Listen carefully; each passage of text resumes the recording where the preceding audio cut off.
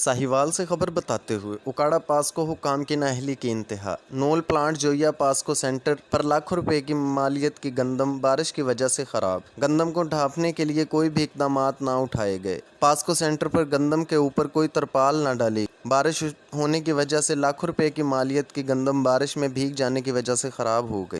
लाखों रुपए की गंदम बारिश में भीगने की वजह से गंदम की हजारों बोरियां खुले आसमान तले बारिश में भीग रही। उकाड़ा अवामुन नास का वजीर आला पंजाब से नोटिस लेकर जिम्मेदारान के खिलाफ कार्रवाई करने का मुतालबा। Syed Shahzad Hussain Naqvi, citizen reporter, the reporter news, Sahiwal.